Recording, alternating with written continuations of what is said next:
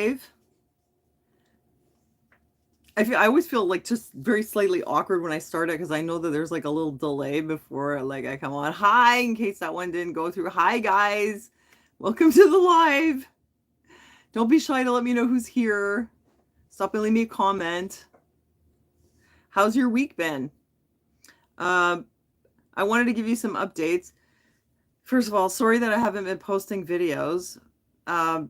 My computer is totally screwed, and it's like it just finally was just like too much. And I've been working really hard trying to be a reseller. Hey, Kukum! Kukum in the house. You know, I want to play this song for you. One of these days I'm going to get my act together and put it on for you. All I have right now is this. Kukum in the house. Hi, Beverly. Beverly in the house. Hold on, Beverly. Wait, what does Beverly get? Oops, I'm sorry. I thought it was something else. I'm sorry, Beverly, you get the burp. Don't be shy. Stop and say hi. I'll give you a special sound effect just for you. Let's hope it's not the burp. Probably won't be because now I know what it is. So wait, let me give you like a personal update. My computer's screwed. This one's screwed in a different way. It's just like it's become so physically hard to make videos that I did kind of work on something the other day. I actually made a short. This guy emailed me. He has some kind of service that he does where he makes well, I'm glad you had a laugh, Beverly. He does some kind of service where he makes shorts for YouTubers. Hey, Justin. Sorry, I couldn't answer the phone before. I was busy. Oh yeah, happy Halloween, guys. You ran out of candy. You ate it all. Yeah, Kukum dresses up as a kid and goes trick-or-treating. Hiding in the bedroom. What, eating your kids' candy in the bedroom. I have some here, actually. I have this. I was going to show you. These are the best. Wait, now I'm going to lose my train of thought. What was I going to tell you? Oh, I did it again. I was just going to say something, but then I read your chats and I get derailed. Look, this is Russian candy. I don't know if you can see this. They are so good. Justin, if you like chocolate, you can go to Juliette des Chocolats and spend a fortune, or you can go to Epicure up on DeCarry. Get the Russian chocolate. This is just one. It's apricot. They are so good. They're the bomb. I hope I don't get censored for saying that. Not that kind of a bomb. Anyway, so good. I'm gonna get fat. My tooth already fell out, so it's okay. Hey, PNJ Bungalow. And Faith, Hope, Love. Hi. Hi, Thomas O'Donnell. Oh, wait. Okay, PNJ Bungalow. That's your greeting sound effect. Faith, Hope, Love. Wait, I won't even look. The bomb. Thomas O'Donnell. Thomas in the house. Susie. Hi, Susie. This thing is fun. Well, anyhow, I lost my train of thought. I was just about to tell you guys something, but I don't know where I was going now. I don't remember. Anyway, yeah, my computers are totally screwed up. And oh yes, I made a short. So there's this guy. He contacted me and he's like, I make shorts for YouTubers. You know, those shorts are designed to grab your attention. There's a lot of text. There's a lot of cuts. And the key, like the fundamental of a short is there has to be a narrative. And the viewer has to very quickly get invested in the narrative. So there's got to be a premise. Otherwise, nobody's going to watch it. It's going to be boring. But there has to be something where you're like, oh, I want to see what happens. I want to find out. And then it's only 1 minute long. So it like gives you satisfaction of, you know, your curiosity. So it could be like, you know, watch me flush 100 marbles down the toilet. I don't know. They do stupid things like that. So then you're like, oh, I got to see that because it's 3 a.m. and what else do I have to do? So then there's the hook, and then very quickly with lots of eye-catchy stuff, and the text to keep your ADHD brain occupied for a whole 60 seconds, you get to find out what happens when he flushes 100 marbles down the toilet. That's the basic premise of how to make a short. So I know how to make a short. I have the software. I guess I'm just not that interested. It's just not my thing, but it is really what social media is moving towards these days. But I like don't care anymore, honestly. I really don't care. But the guy, he said he was making shorts. I was like, okay, well, let's see. But he sent me a short of my own video, and I was like, my God, this is the most boring video I've ever watched. My video sucks. Like, you couldn't even make a decent short out of it. And of all the videos I have like, what, 1,500 videos up here? He chooses the one where we go to the welfare office. So it starts off with, today we're going to the welfare office. Okay, that sucks. I mean, I guess it could be interesting. Maybe you could get somebody to want to know what happens when you get there. But that sucks, man. Like, I don't want to be known famously on the internet for going to the welfare office. Not my welfare, Aaron's disability. Basic income. But I just thought, like, really? Like, of all the interesting things I've said in the last 15 years, you had to choose that? You had to choose that golden nugget to highlight? So I was like, that's okay. And then the video, like, we don't even get to see the welfare office. It starts out with me saying that, but then it's just like a tour of the city and it's super random.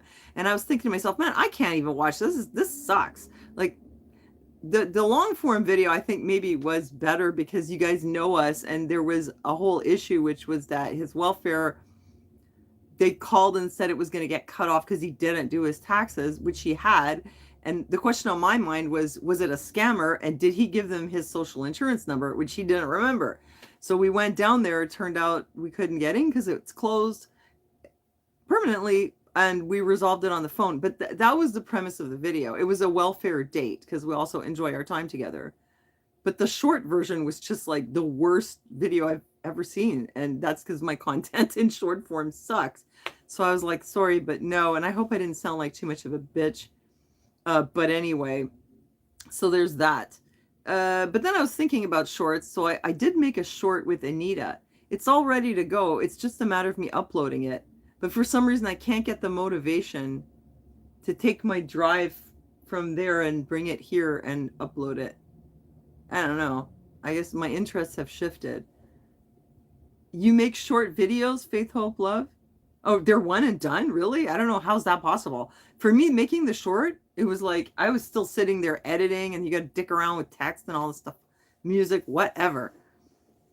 You know, I'll tell you on your other channel? Oh, okay. Well, I should go check it out. You know, I'll tell you honestly, the thing is, there's some bug in my channel. It's been like this for years. It's, I guess, what you call shadow banned, because my subscriber count years ago, when everything was roaring and there was no need to ban me, this was even before the pandemic, it started going backwards. And I know from like some other people that once it starts going backwards and people that are subs start telling you that they're getting unsubbed, it's because there's some bug or they just doing it on purpose, but you're screwed. Once that starts happening, you can never grow. So imagine if you have a business and you can't grow. Well, I mean, how motivating is that? That is just a great way to demoralize someone and make them completely lose interest in working. I mean, imagine if you had a job and you know that you're never, ever, ever going to get a raise and you're always going to be in the mailroom. Yeah, they unsubscribe. Yeah, unsubscribe people, Beverly. So at first I was like, oh, that's weird. And I emailed them, and they're like, well, periodically we remove deactivated accounts or whatever. But it wasn't that. It was like, I have 3 other channels, right? They're not even active. I don't even post. Their subscriber count goes this way. I mean, yeah, you'll lose some here and there, but you shouldn't be going in this direction. So I finally was just like, okay, whatever, it's screwed. And on top of that, I can't make any money for some reason. And I mean, yes, obviously I need to earn a living. So that's part of my side hustles. I mean, it's proportionate to the effort I put in. Like if c'est rentable and I'm getting something out of it, I will put more effort. It's like, you know, in communist Russia, people would let the crops just kind of die and like not cut the wheat because it didn't matter how hard they work. They don't really get anything out of it. So it does affect your motivation, especially when you really bust your ass like I did. And it doesn't matter how hard you ass bust. It's like you can't get any traction. So the only logical thing to do would be to stop, you know? And yes, I could have like gone on my other channels. I could have been like, hey guys, go over to that channel. But I just didn't feel like it. It was like when I started this channel, it was a long time ago, and there was a lot of momentum and I was into it. And it's just a different time now. You know, social media is totally different. There's all this censorship, and I don't feel free anymore. I don't feel like I can express myself and I can be funny. And so whatever, you know, let's just live chat, and from time to time I'll post a video. Um so yeah, I mean, I did make that Anita video, but I wasn't super motivated to post it. So on top of being shadow banned and like not demonetized, but like I just never make any money, the IRS withholds 24% of everything I make. And when people donate to me, YouTube may take as much as 50%. So imagine it depends if you're Canadian or American. Imagine an American donates to me, YouTube keeps 50%, and the IRS takes 25% of that. How hard do you think I feel like working to make them rich? No, don't tell me Rumble, Justin. I told you I'm not interested. I'm so done. I am not. You go on Rumble. People said to me, I made a thing on what's it called? BitChute. I don't feel like it. I don't feel like starting all over again. I'm doing other things now, which I'm gonna get to. I'm gonna let you know how that's going, because you know, I did do BitChute. It was a complete waste of time for me. So yeah, no, like I just really didn't want to anymore. So yeah, I guess that's what I was going to tell you about why like I just can't get the motivation up, because it's like it's just such a bad climate. But I'm not here to just complain. Well, you know, once there's censorship involved, it's like I mean, there's rules, like there's always guidelines, but it went way beyond that. It just got to the point where you can't speak, like you can't say anything. Oh, the Gallagher Ringer. See, I'm into doing that kind of thing. Like I don't want to talk about like uh politics, whatever. Like I'm so done. Okay. Um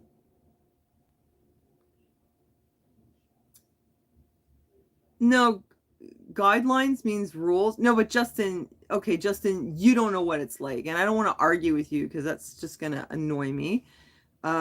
It's completely arbitrary. They take things totally out of context. They twist what you say.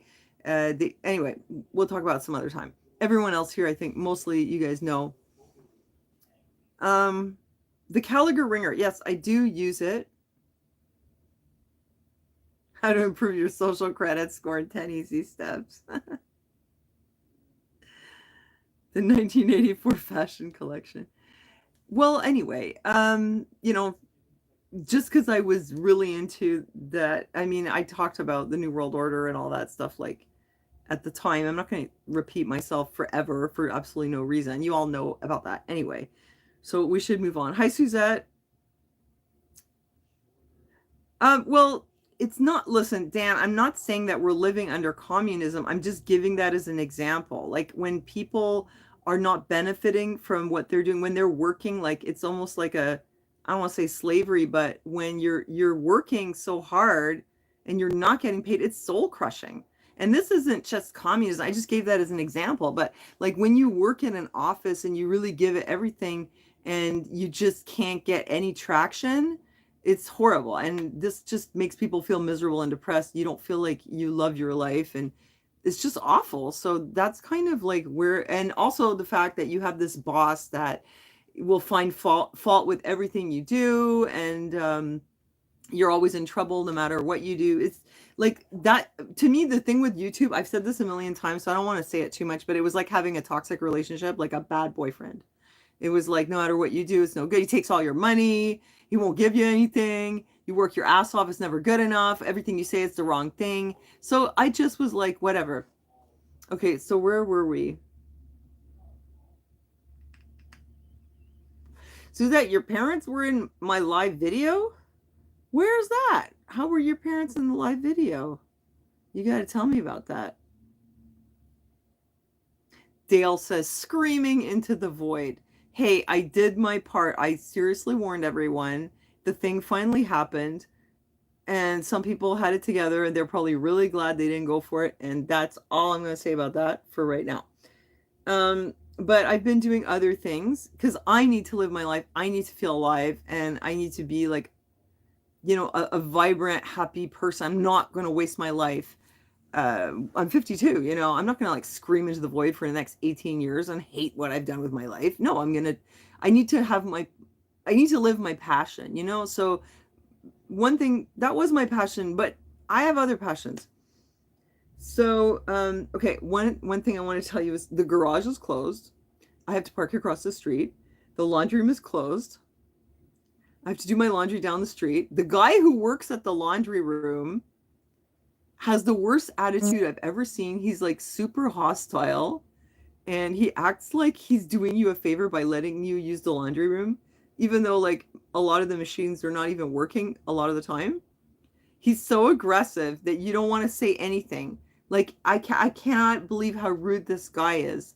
It's just insane. I think I might have mentioned it, but I had to go the other day to do laundry, and they close early now. They close at 7. Sorry, your parents are Inamin Delatorre and Robert Delatorre. I don't know who they are. I don't know what. How could they have been in my video? There was no one in my video. How is that possible? Well, I mean, other than the statistics. They were in the statistics? I don't know. I'm not sure what you're saying, but I mean, I was just here in my room, so. So yeah, like I'm at the laundry room and it's coming up to 7 o'clock, and the guy's so aggressive that like once it gets near 7, he starts to mop the floor like aggressively, like everything, like every stroke, it's like, get the fuck out. And he's mopping it like right near your feet.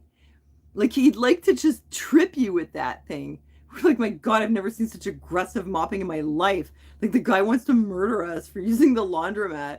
Like, and I really wonder, like, how did he even end up working here? Because clearly he hates his life. Ask him what his problem is. You ask him, Justin. I challenge you to go and ask him. I don't care what his problem is. He's just a toxic person. Why would I want to engage with him? But it's just unbelievable. But the weird thing is, I think that they might be brothers because they kind of look alike.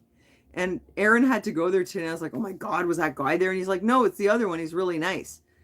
This first guy, I come in, he's like, we close at 7. And I was like, oh, really? I didn't know. And he goes, yeah, it says so on the door. Don't you know how to read? He's like that, He's like, didn't you read the sign? And the sign is like a little white paper with tiny writing on it. I'm like, no, I didn't see the sign.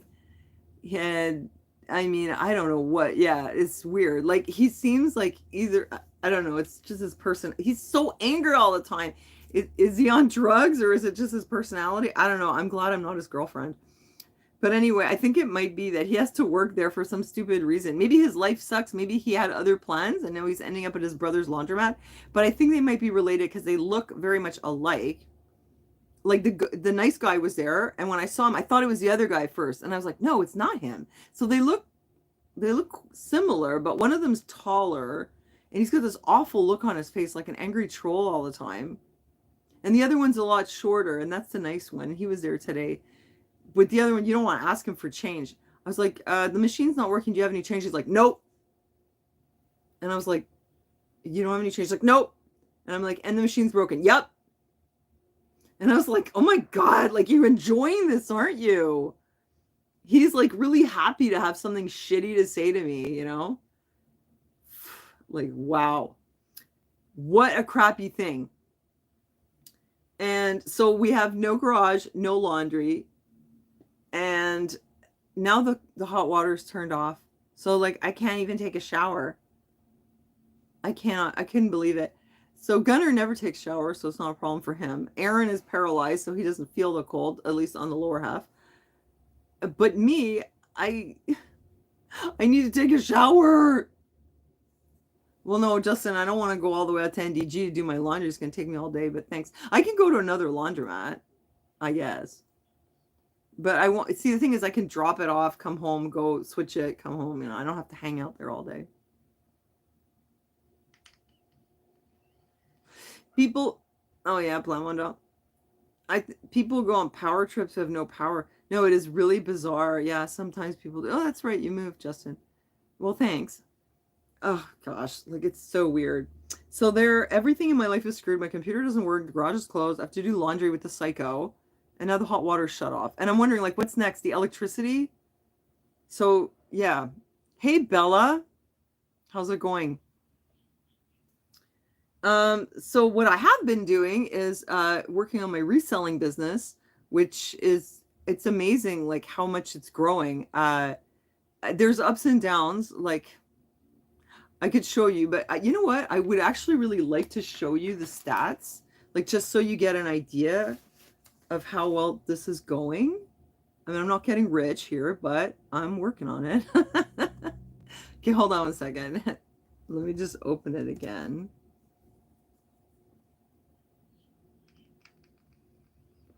I'm not used to doing this on the laptop. Let's see if I can find it.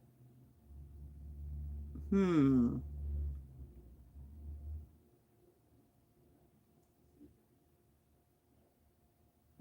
Doesn't look like, it doesn't look like I have access to all that on here. Huh. Because there's this thing, it's called My Seller Tools. Oh yes, Closet Insights. Because I can, okay, look at this. I had a sale that I made this morning that it had to get canceled because it was a silk shirt and had just like these tiny little pulls, like they were literally like just a millimeter, but I had to disclose it to her. I didn't want her to get a bad surprise. I did not see them at all. Like I can't even see them unless I'm like this, like really close. But I don't like to send things out if there's any flaw that I didn't disclose in listing. So I mentioned to her and I sent her a picture and then she's like, okay, I'll just pass. So I had to cancel the sale. But let me show you my stats, okay? Oops. Hold on a second. Um, wait, I'm just trying to figure out how do I do it for, oh, okay, okay. Okay, look at this. Okay, so here are my stats. This is my sales for this month on Poshmark. Look at that. That's how much merch I sold on Poshmark. For me, that's a lot. Okay, because look at the year.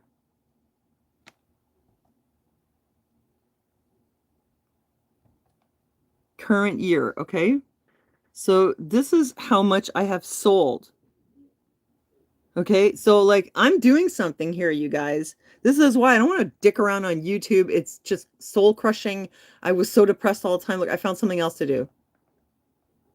Okay, and that's just in the last few months. And look, this is the net earnings. Oh, that's net. Okay, so that's how much I take home. Oh, interesting. Okay. So I made 814 this month, well, October, and 814 last month. Oh, wait, no, why does it say October? October? There's no September? Very confusing. Anyway, as you can see, like I came in February. I don't know why it's like this. It's like doing double. That doesn't make any sense. It's buggy here. It's not buggy in the app. It works a lot better. That's weird. Anyway, like in the beginning there, I had very few sales. Look at this, $52 I made in March. Literally made $52. Okay, May, $99. So I made like $100 in May. Okay, this is when Robin, who's also on Poshmark, started telling me, share your closet multiple times a day. And that's when it started going up. So I have $450. That's my net earnings in July. That's like what I get to keep. And August, it's a 651. I don't know why September's not here. This is October, 814. So it's definitely going up. Listings sold. This is really weird that it's doing this. Like it's doubling it, but in any case, it's gone up a lot. Listings sold in March. Look at this. Three listings sold in October 28. And August was 23. I think September was like 27. So it's definitely going up. But there was something else I wanted to show you about this month. Okay. Listings sold. Okay, so this month it started off really well. And I had like the equivalent of like one sale per day for the entire first 2 weeks. And then it was dead for 4 days. I didn't have any sales. And that really stressed me out. And then the next few days there, I had some, and then it was dead again. And you notice how it's like super busy the first 2 weeks, and then it was just like quiet the second month. And the previous month, you can see it's the same pattern. See, it starts off really busy, lots of sales for the first 2 weeks, and then it goes dead. This is a pattern. Look at this. And I think I've seen it in other months too. It just dies in the middle of the month. And then it picks up, but it's kind of spotty, right? And this month, somebody offered me an offer on 4 items right at the end of the month, but it was a lowball offer. And I tried to negotiate and she didn't respond. So I would have had like an extra 4 listings here if I had taken an offer, but I didn't want to. So this is a pattern I notice. I don't know why do people like get paid on the first and they have lots of money the first half of the month, and then like I don't know why does it die halfway through and the second half is so slow? Maybe the paychecks. I don't know. And wait, I just wanted to, yeah, so like it's growing. I've been working hard on it. Obviously, I still don't have the bot in place, but it doesn't really matter because I'm doing a bunch of things. So in a way, like if I had the bot, if I had like double the sales, I don't know. I don't feel like I need that right now. It just gives me more packaging and more trips to the post office. So I feel like it's okay, like what I have right now. I'd like to make one sale a day. If I don't get a sale for like 3 days, I'm like, oh my God, something's wrong. It's the algorithm. Like, what happened, you know? And it does stress me out. And I'm trying not to let it get to me. I'm still doing Marketplace also, which was pretty good this month. Like I made like $200 cash on Marketplace. The post office is really close, so it's not a problem. But I'm trying to just get good at this. Like I'm learning a lot about what I buy, and I'm learning a lot about listing. And when I look at my old listings, I'm like, oh my God, that's an awful listing. I didn't describe the item well. The pictures suck. I didn't even disclose the flaws. I'm getting better at it, and I'm really getting way better at finding good things, or I think so. So I have all this junk that's in there, and after after it's been there for 60 days, I can relist it, so it saves me some time. Let me show you. Yeah, no, a sled. Yeah, in winter, I'm gonna have a sled to get to the post office. Oh, hi, Bon Pearson in Florida. But I was just looking at your comments here. Yeah, Mountain Esoteric. Yeah, I needed to find something else because look, the child support gets cut off when Gunner turns 18. Because right now I get a little bit for him every month. It doesn't look like he's going to be getting a job or employed anytime soon. And I have to think ahead. This money is going to be gone, so I need to replace it. I cannot dick around on YouTube. This isn't about don't let them, stop you, whatever. Okay. In the end, like I need to make sure that I can provide for my family. So that, and I was really trying to figure out what to do. And it was really stressing me out. It was bothering me. I was like, oh my God, I don't know what to do. I'm like practically unemployable. And then I figured it that I can do this. Um, oh yeah, there was one more thing here. Okay. I'm gonna show you what I sold. This is waiting for it to load. It's not loading.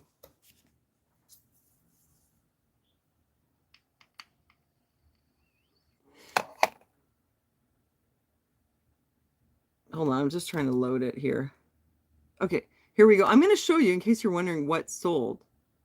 I'm trying to see if there's a pattern, and I'm trying to like cultivate a certain kind of clientele so that I don't have to buy what other people buy.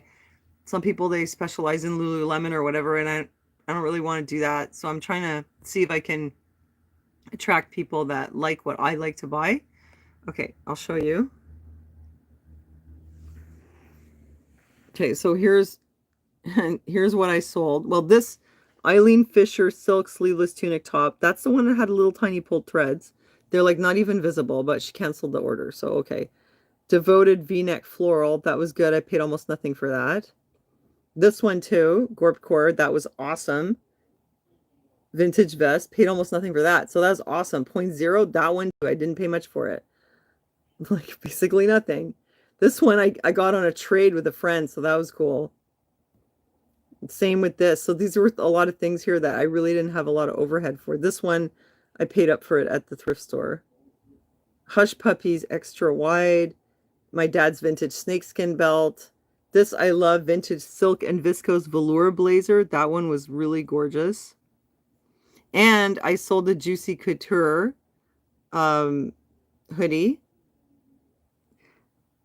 Cashmere, vintage cashmere open blazer. This one was gorgeous. I don't know how well you can see it.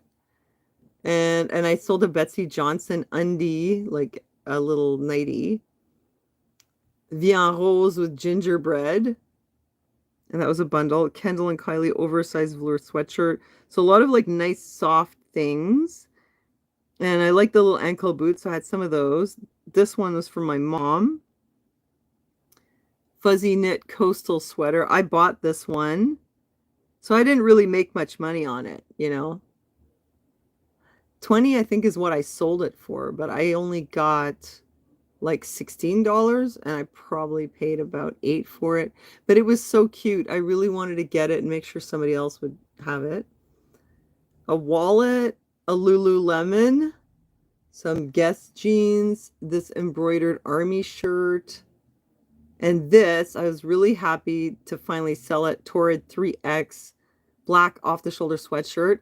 And this adorable, it was like fairy core open knit green sweater, really, really cute. And you guys remember the cowboy glasses? I finally sold those glasses. I sold them for 50 bucks. I paid $1 per glass, so I paid $6. I sold it for 50, which means I got 40. You know, so I guess I made $34. It's pretty good. And this was a really nice and Taylor New Tag sweater, super fluffy and soft. And this was one that like I almost sold it, but there was a problem with it. And this is from the previous month. It was just to give you an idea of like what I've been selling. You know, you guys, I'm a hard worker and I'm very, very focused when I'm on something. And when I was really into making videos, I was really working hard, and I spent a lot of summer days sitting in here editing video because it was worth it. It was not a waste of my time. If I make videos at this point, it's just for you guys. Like, the world at large doesn't see my videos anymore. It's just you guys. And I just like having this little community. And we'll talk a little bit about news and stuff in here too while we're in here. But I mean, look, I have to take care of myself and my family. So at least I found something to do, and I love it so much. Will Gunnar get disability? Well, it looks like, you know, he might have to. He's got really bad issues with like anxiety, like panics and attacks, and he just has a lot of problems. The school is like, I don't understand, why can't you just do your work? But it's like something stops him. He just can't. And he cries about it too. He's not happy. Yeah, the cowboy glasses, I found them on Marketplace. And she had a lot of really nice stuff. She had other ones too. And I was like, oh, maybe I should take those. She was trying to get rid of her crap. So she was selling everything for $1 each. Hi, Dale. Hi, Art Critic. What were you saying there, Edmund? You have 2 grandchildren? That's nice. And 6 kids. That's cool. Well, I mean, look, times are tough, you know. everything is super expensive. You have to do something. And a lot of the like the resellers that I'm meeting, a lot of them are moms, and a lot of them are single moms, and even quite a few of them have like kids with special needs, or they have some other issues or whatever. So it seems like that's the kind of person that goes into this, you know. I mean, yeah, there are some like super ambitious people that just have these mega, you know, eBay stores and whatever, but the people that I've met, a lot of them are not that different from me. So it seems like that's the thing that we do, you know? So wait, I had a little list here of what I wanted to go over with you. Oh yeah, so the thing on Poshmark though is like there's this algorithm. So when you get sales, it's like it boosts you, and if anything goes wrong, it knocks you down. And when I had somebody tried to return something, it's completely bogus. And anyway, she ended up keeping it, but that screwed me up. And then thank God Robin came along and bought some shoes off me.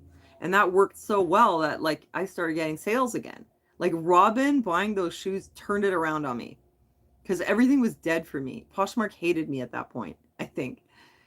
And what I what I noticed was it was like it didn't matter what I didn't matter how much I shared my listings. Nobody could see anything. Nobody was reacting. I wasn't getting any sales. So I've noticed occasionally, it seems like maybe the algorithm doesn't like me for some reason. So what I do is I just stop sharing completely. And I just sort of wait it out all day. And then listing like a lot of items at once seems to like give you a boost. So sometimes it's better not to share. I mean, I could be wrong about this, but it's not just me. Like I was watching a video from Tabs, who's does YouTube videos about Poshmark, and she was doing great, right? She's been at it for years. She has a very like cultivated clientele that she has, you know. But a lot of people in the comments were saying that it was a really bad month for them in October. And I said it started roaring for me, and then after the second week, it was like just slow. So a lot of people, for some reason, were having trouble on there. It's not the best time maybe to get into this, but whatever. I mean, what else am I going to do? And it's like it's annoying dealing with an algorithm. You're dealing with a robot that's judging your value, you know? But it's better than YouTube, because YouTube you're screwed. Like once you get on the wrong side of it, you're screwed. It's almost impossible to turn it around. Whereas on Poshmark, the algorithm might not like you for a couple days, but you can turn it around. Hi, Reg. Oh, you did a trick or treat. Yeah, we never really do much for holidays. Not only Halloween, but really any of them. I think I told you before, it's because we do have family, but over the years, like as Gunnar was growing up, they never included us in any family gatherings. I would just go over on Boxing Day with Gunnar alone to my brother's place, but we were never included for Thanksgiving, Easter, Christmas dinners, trick-or-treating. He's never gone trick-or-treating with his cousins. He's never been to any of their birthday parties. It's just kind of, I think it's outrageous. Like I can't even believe that, but that's the way they do it. So since we don't have anyone to do it with, what's the point? What are we going to do? Because Gunnar grew up, he had like no friends, and our own family wouldn't include us. So we just don't do holidays because there's nothing happening. I used to take him around the block, you know. I think a couple of years ago was the last time I would take him to Westmount, and it was kind of sad because I felt so bad for him that he had no friends and not even his family to do anything with, and how lonely. So I'd take him around and try to make it fun for him, but I was thinking this isn't normal at all, you know. You have to do everything with your mother. And it hurts him because now also like as a teenager, he's craving to be with other kids and do things. And I don't want to like talk about his business exactly, but he had a friend, and they sort of like went their separate ways, and that friend took all the friends with them. So it's hard for him when he doesn't have anyone. You know, imagine you're a teenager, you want to go out with your friends, you want to do fun things. So he's very, very sad about that. It's very, very heartbreaking, and there's a lot of tears, you know. He really like suffers from the isolation. Because think about it, I mean, like I said, a childhood with no play dates, switched schools every year, no friends, no birthdays, nothing. No holidays to spend with other people, like just as family. A childhood of isolation.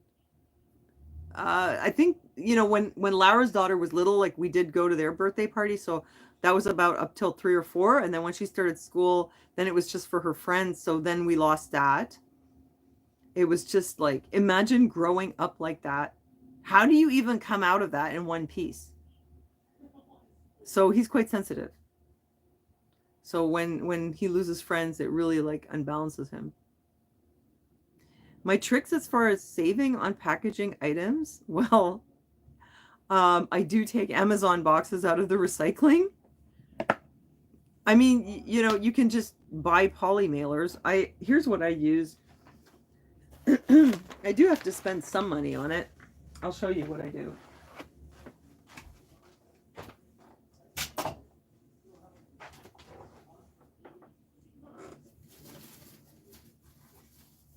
Oops.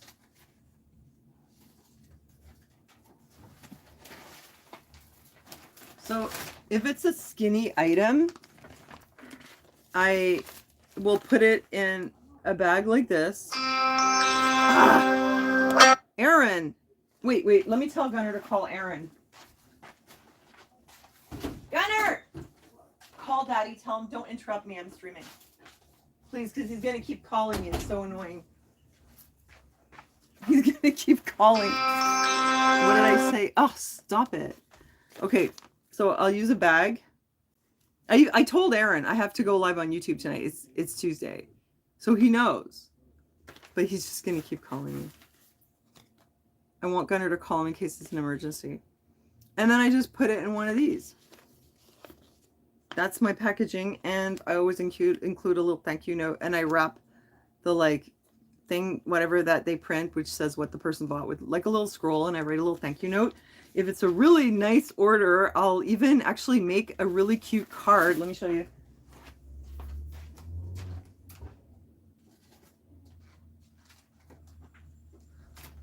Like if somebody's just like buying one shirt and whatever, I'll just like throw a thank you note in there.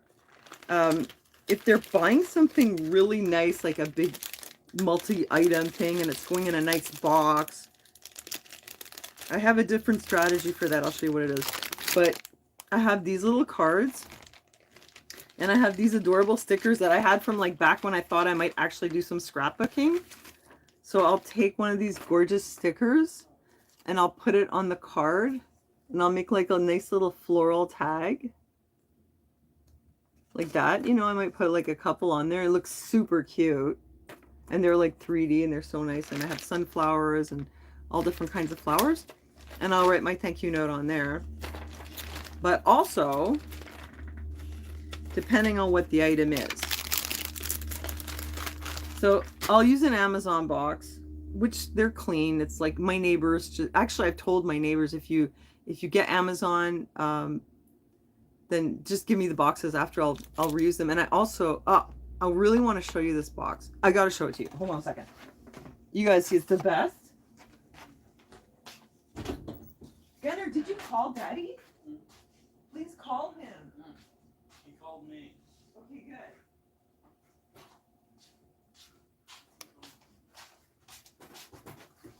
No, but tell him I'm busy.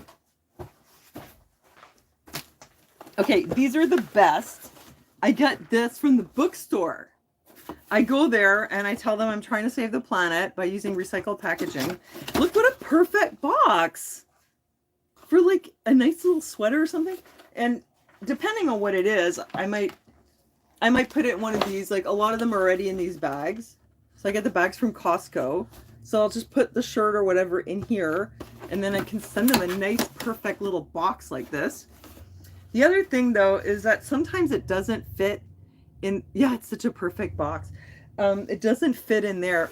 So I have this little tissue paper, and I'll wrap the item. I'll like stick two of these together, and I'll wrap it in there, and then I'll put a little sticker, like a little heart or something, and I'll put that inside the Amazon box, So it's either the envelope or the Amazon box. If I can get these from the bookstore, that's the best. That's my favorite. The bookstore also gave me this. It's kind of like, it's a bit screwed up, but I mean, this is good. It's not bad if you want to mail something, as long as it's secure. And then for shoe boxes, I have to go to the, I'm sourcing at the bins. I have to go to the recycle. I have to take them out of the recycling or ask my neighbors for them, you know? So, yeah, that's what I've been doing. And I wanted to show you my stuff. I kind of was telling myself, okay, don't buy any more shit, because I sold so much this month. Like, imagine, what did I sell on there? 27 pieces plus the stuff on Marketplace. And I sold a bunch of Halloween wigs, thank God. But a couple of those items were really big, bulky coats. Like one of them was a down coat. So imagine how much space that was taking up on the rack. So I finally had the rack whittled down. Like there was almost nothing. Well, not almost nothing, but it was like halfway whittled. And I was like, you know, starting to have space in here again. What did I do? I went back to the thrift store. I spent $120 today, I think. And I was like, well, I mean, I did make what, like $1,400 last month or something. So I figured it was okay.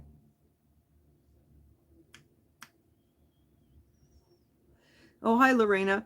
Oh, the bins. Lorena, I was joking last week about the bins that Anita heard that they source at the bins. So she went down to the garbage bins. Where is it? Went to the garbage bins and like came up with these, you know, raggedy, ripped shirts with no sleeves. This is Aaron's shirt. But no, I haven't been to the actual bins, like the outlet. I do want to do that one of these days, but I read the Google review and it said people will fight you. And I was like, oh my God, I'm a lover, not a fighter. Not sure I really want to go fight with people at the bins. So I've been going to this thrift store where like all the rich people dump their stuff. So I have to pay up for it quite a bit. But like I've said before, the store, they know. Hi, Love. Oh, hi, Amanda. Hi, Joey. They know some of the brands, but they don't know all of them. You know, like they don't know all the Anthropology like sub brands. They don't know, obviously, because they're selling them for like $5 sometimes. So it's like you're selling this like Zara sweater that's all raggedy for $15, but you're selling this Anthropology sweater for $5. So obviously you don't know what it is. I was looking, like I really want to go travel, right? Because I got Gunner's passport and I really want to go visit my friend Karen in New Jersey. And so I was looking at the bins because I was like, I know they got good bins in the US. Can you imagine though? I'm going to fill up my place with bin stuff from New York. But I was looking at the bins in New York City, like looking it up on Google and stuff. And I thought, imagine how crazy that must be, such a big city, and go to the bins.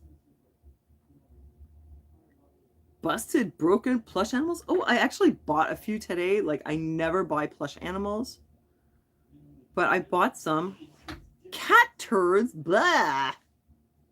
I bet, though, I've heard you have to wear gloves. Or you literally, like, take the plush from the inside. I use a lot. You know what?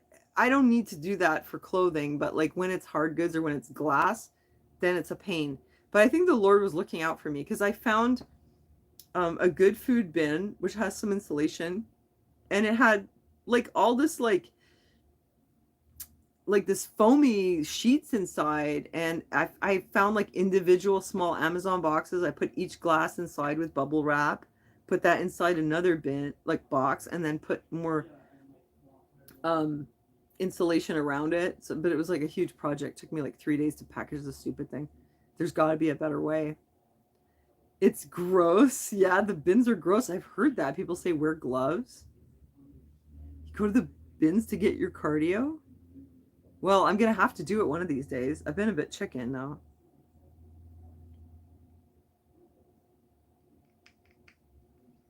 I bet it takes like a really long time to find anything good in there. People think you just run into the thrift store, grab whatever it is off the hanger, and sell it on the internet. But it's not like that. There's like millions of listings on the internet. If you just buy whatever, like nobody's gonna buy it. You just spent your money for nothing. It's only if it's something desirable. So you have to know your stuff, you know? And you really have to take the time to look through the store. Right? It takes a long time. It's quite the workout sometimes. So I wanted to show you what I got on this last haul. Might as well, right? Actually, it's so hard on my body that I realized I can't even really do it. Like I used to go for like 4 hours to like go through all the racks, and I can't do it because of my back injury. You guys, I have this like broken bone on it. It's not the big, those things in my spine. That's not broken. It's the part that comes out. One of those is broken, and so the whole spine is like slid out. I can't even like have a purse here. I wake up the next day like, I feel like I have a hangover. I literally can't stand. You spend 8 hours in the thrift shop. Oh, and you don't even resell. Maybe you should. Yeah, I've done it where I was there for 4 hours and it was a bit grueling, but I felt like I was okay. But the next day it was like, oh my God, I felt like I had a hangover and like my neck hurt and like everything. And I was like, you know. So there is such a thing as being too old to do something. There really is, you know. Well, maybe not too old, but too injured.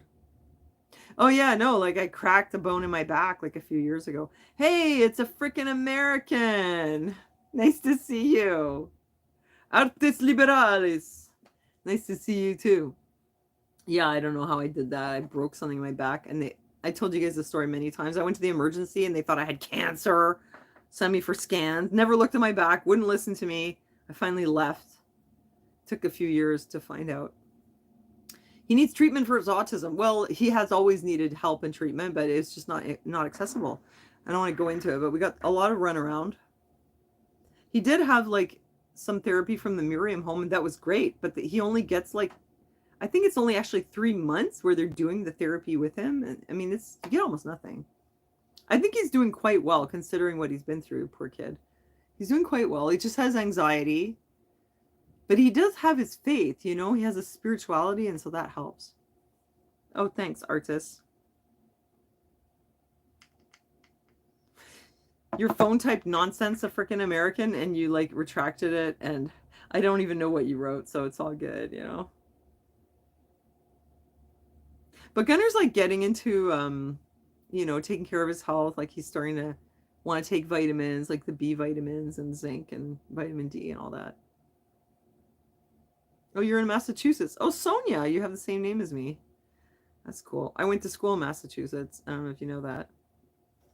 I don't know Spencer. I was in the Berkshires. In Stockbridge. In the mansion.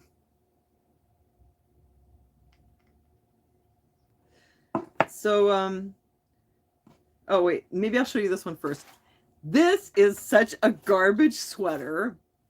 Okay, this is the tackiest, stupidest thing I've ever seen, and I bought it.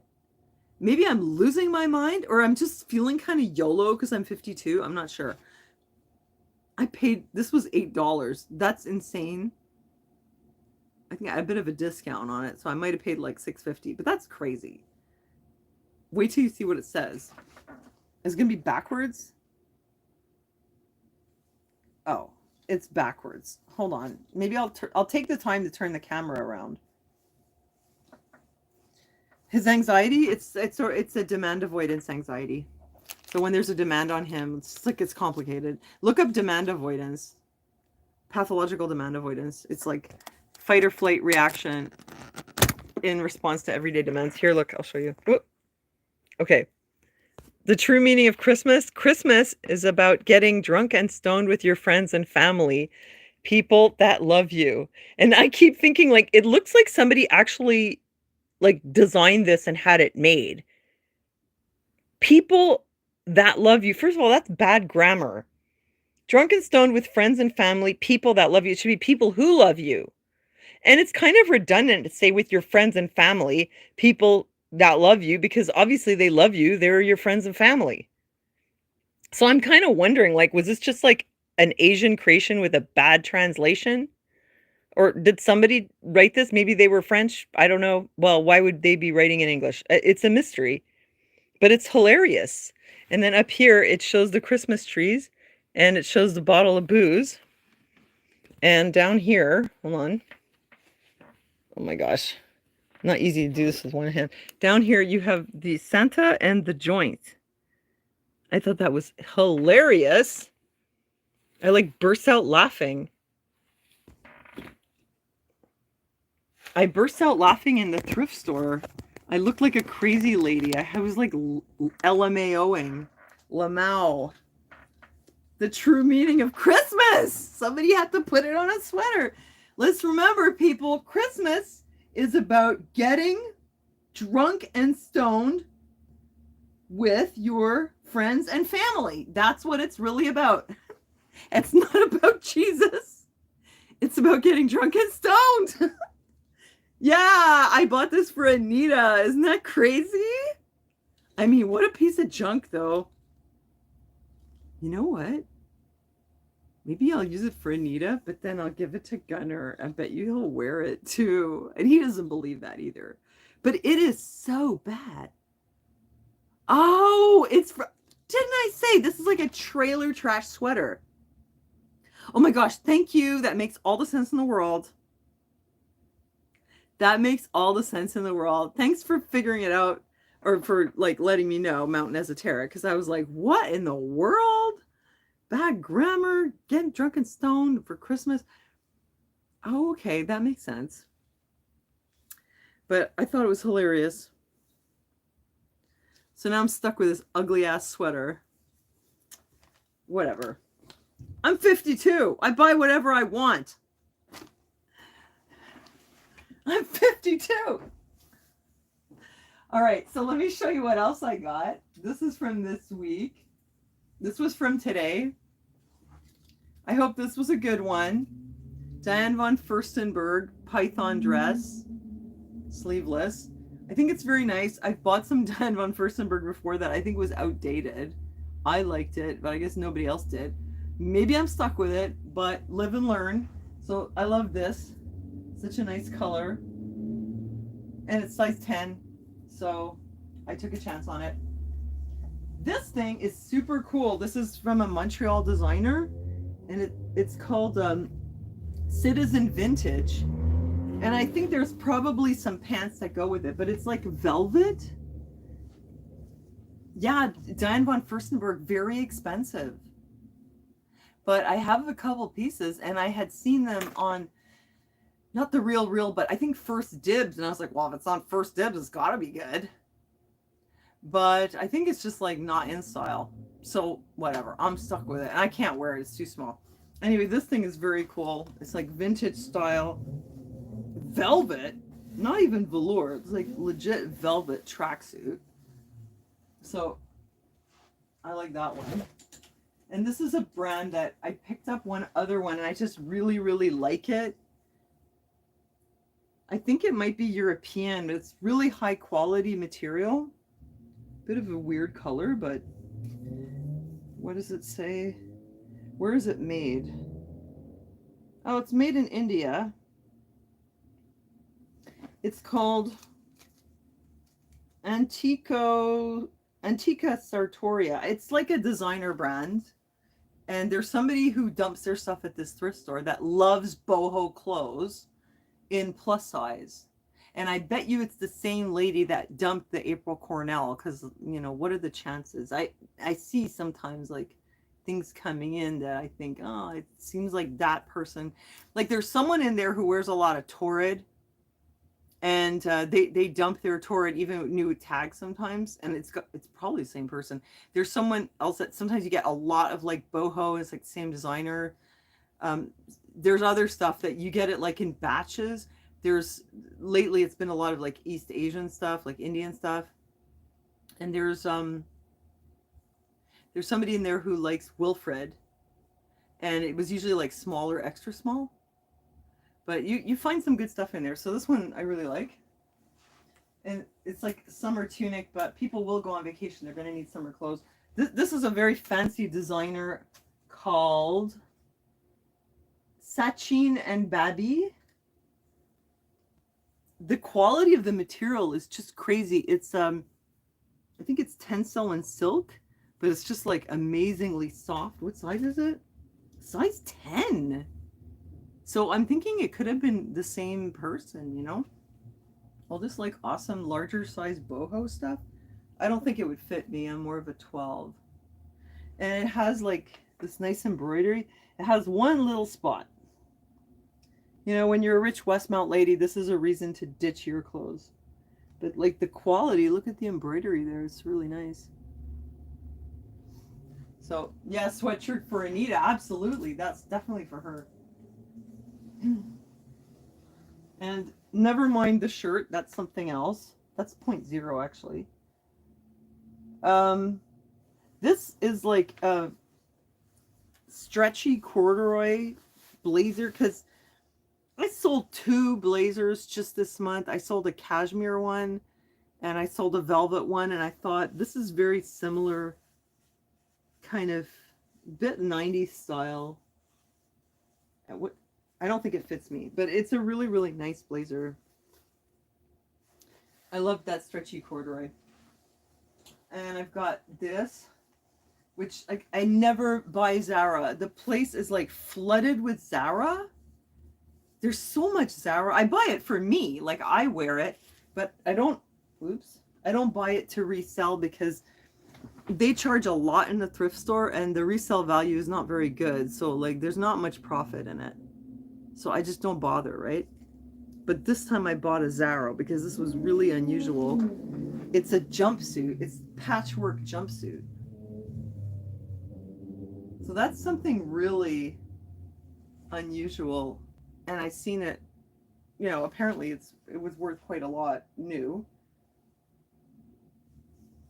And yeah, it's like pretty spectacular. I guess you have to be tall to wear it. On me, it goes like 6, maybe 8 inches past my ankle. It's way too long for me. Oops. Stepping on it. But I thought that was cool. Let me know what you think. Do you think it'll sell? Gorgeous? Lorena, are you talking about the Zara jumpsuit? It's crazy. And it's got like hibiscus on it and stuff. I thought it was really spectacular. I hope there's not a flaw in it. I don't see any flaws. Does it ever happen to you, Lorena, that you don't see the flaw, like you really don't see it, and then when you're preparing it, like you're packaging it to sell it, and then you're like, oh my god, there's a pulled thread. How did I not see that? I hate that. And then you try to fix it and you make it worse. Anyway, this thing is really cool too. This is Ann Taylor Loft, and it's like this gorgeous velvet, like a embossed velvet. Look at the beautiful plum color. It's so nice. It looks really, really high quality, and it's got these buttons, you know. Super nice. Very luxurious with like a satin inside. So, and it's a size 8 petite, so way too small for me, but super gorgeous. Check the pockets. Maybe they left some money in there. Ugh, it's not even a real pocket. Okay, so there's that. And then I'll show you these two. Oops. I have some stuffies. Wait, I'll show you the stuffies. I got this one because it's new with tags and it's super, super cute and plushy. It's so cute. I wish my nieces and nephews were little and I could give it to them. But they're too big now. They won't appreciate it. Faux pockets. Yeah, I hate them. Hi, Nicole Ray. Found a scooter license. No kidding. Oh, you took the kids out trick-or-treating. Okay, that's fun. We didn't bother. So I got the little owl, penguin. And this was really cute. It's a corgi. I mean, I only got it because they only wanted $2 for it. Otherwise, I wouldn't have bothered. Because I already have a few of these and I haven't sold them. But I was like, I don't know, it's Christmas. I'm not doing collation with him. We already did that stuff when he was little. It's not a metals problem. That's not what it is. Accumulation doesn't solve everything, you know. Yeah, it was only $2. That's why I bought it. And somebody had dumped stuffed animals, like a ton of them.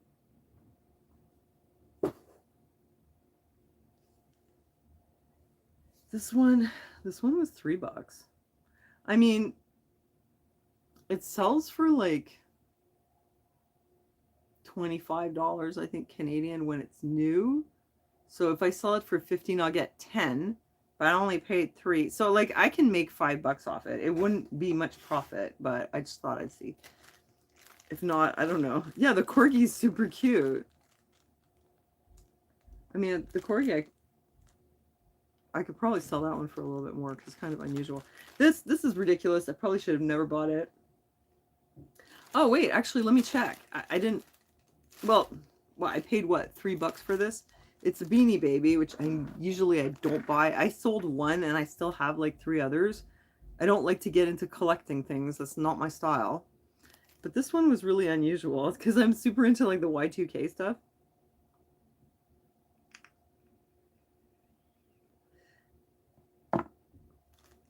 If the animals were wearing costumes, they would sell better. Okay, maybe, okay, wait a second. Well, I can open this bag. Why did they bagged it up so tight, I can't even. Yeah, Amanda, okay, you know, everybody has the answers except we did a lot of things. I took him to this integrative medicine doctor. I took him to the naturopath. We did homeopathy. We did all that stuff. So like, I think this is part of who he is. And yes, we're working on some of that biomedical stuff. We are working on it. But there's no easy, quick cure, or everybody be doing it. You know, he just has this issue with, you know, first of all, he's been through a lot. So some of this is like PTSD. It's not even autism, because he's basically a pretty chill person. He has had so much horrible experience at school. He's freaking traumatized. Okay? So that's not, chelation is not going to fix that. So what happened is when the principal laid into him, it triggered him. And then he didn't want to go to school. He started having like panic attacks, hyperventilating at school. The 6 weeks before that, he was fine. So it's trauma, you know.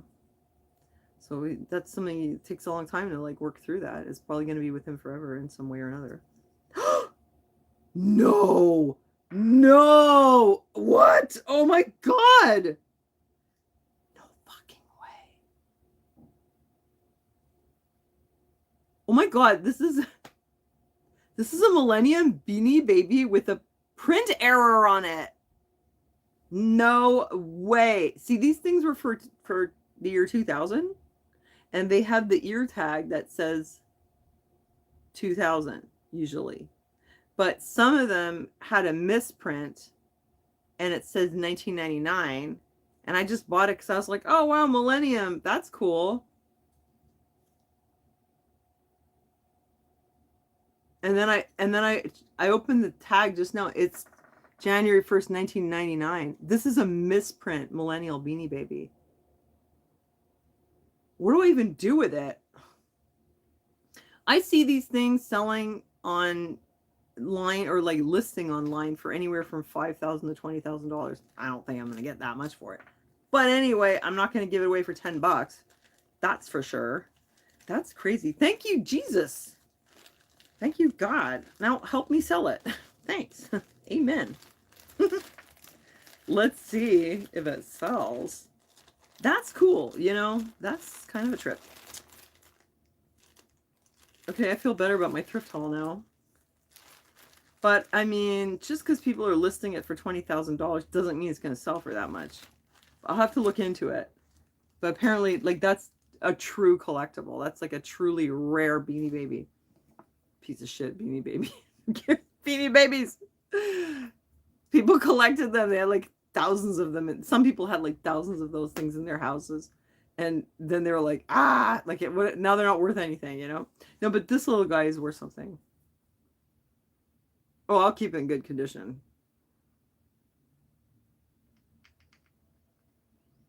Wait, Amanda, you're autistic? Yeah, I'm autistic too. For me, what helps is knowing what my problem is, and like what triggers me to have like a nervous breakdown, because my nerves get shot really easily. That's the problem. I just cannot take too much input. I literally like like this week I was like literally almost like shaking from the stress. It was really bad. And then I'll feel like I've been stabbed in the heart. I feel depressed. I'm like, it's like I'm a, like a rat in a lab that's been like subjected to electroshocks and bright lights, and they're all like that. I get like really like shaky and very stressed if I keep pushing. I I mean, of course, I'm also living a very difficult situation. Like, you guys don't even know everything that I have to deal with, but chelation is not going to fix that. That's a stress management issue.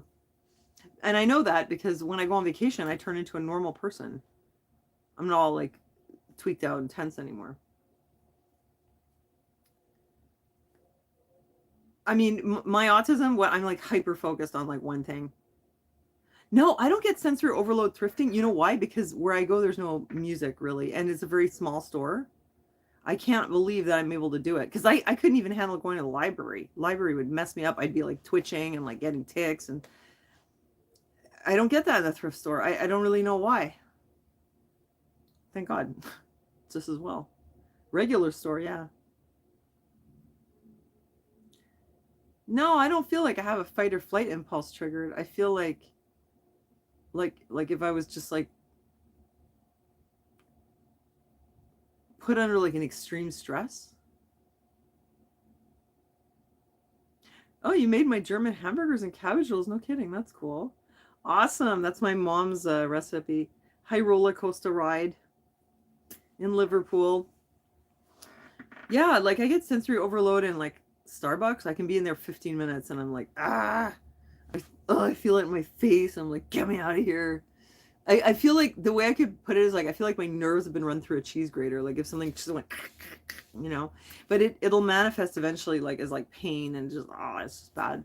If I do that to myself a lot, like for many days, um, I can't deal with like being around people, talking to people too much. I love people, but I just get burnt out. Hi, Pam.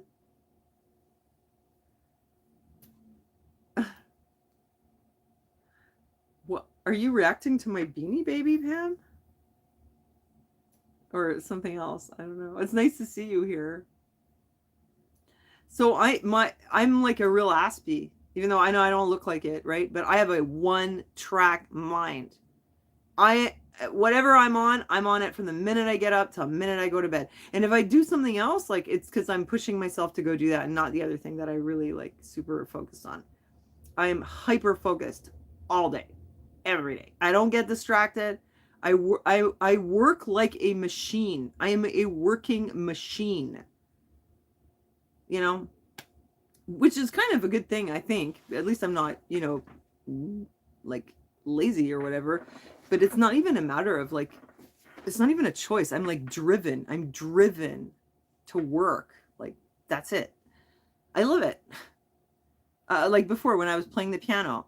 Like, so there's something I'm interested in that I keep getting better at, that I can do for other people, and that I make money at. Perfect.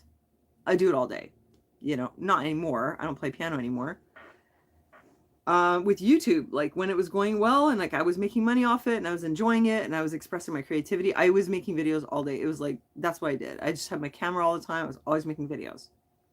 Now I don't really make a lot of videos anymore because my interest is on this. It just completely shifted. But think about it. Like, it's been what? 14 years or so? Or more? And that I was on videos, and it just totally shifted. I didn't even know that it could shift. I'm thinking like, what was it before the videos? Well, I was doing art, playing the piano, making things. I was always really interested in medical stuff, though. I'm still interested in that.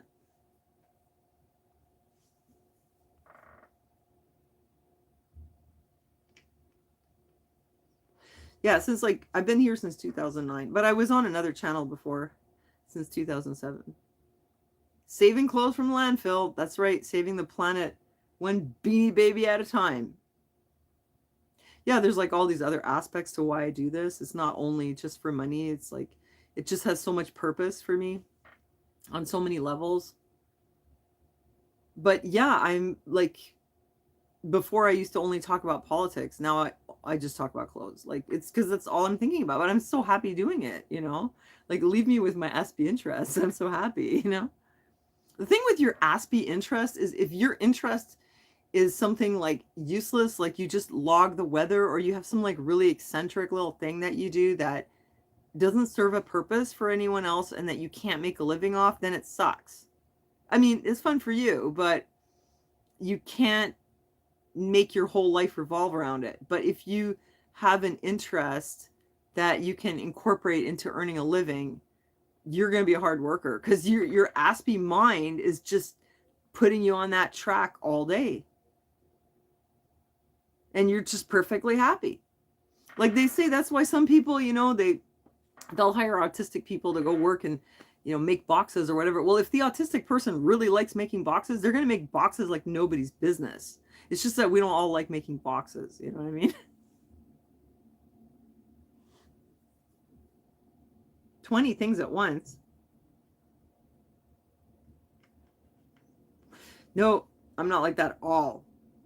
That's more like ADHD kind of thing. I mean, if you're talking like disorders. I'm not like that at all. I get on one thing. I do get distracted. I'll come in, I'll be like, what am I in here for? Where are my glasses? Where's my vape? But when I've got my mind on something, it's like, don't even talk to me. You're just like, I get so annoyed when I'm focused and people just like buzzing around me. Go away, you know? I have to like force myself to, I'm like, okay, remember, Sonia, you're also a mother. You have to attend to him now. And it's like, he should be at school. I shouldn't have to deal with him, you know?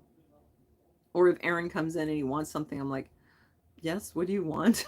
But I'm like, go away. I'm busy. I'm working. I had to get some things done though. Like, I hadn't even done my taxes, my personal taxes. I just sent the paper stuff in like yesterday or the day before. Cause I just, you know, I have to pace myself because I know that I'm so obsessive. So I have to say to myself, okay, like this amount of time for Poshmark and thrifting, like once a month you get to do a thrift haul, and the rest of the time stay out of the damn thrift store. If you go, like, spend $5, buy one thing. Like the week before, I bought one skirt, and just stay out of it. And you know, you got to pace it. You could stack shelves in a supermarket forever. Well, the good for you, as long as you love what you're doing. I love to sort things, you know, like give me like 3,000 comic books, I'll put them in alphabetical order. But I gotta get paid. If I'm not paid, I'll be like, well, I still enjoy it, but I would be like, okay, I can't do this. But if you pay me to sort something, oh, it's perfect. You know, I love sorting stuff. You can find people like me to sort your stuff, you know?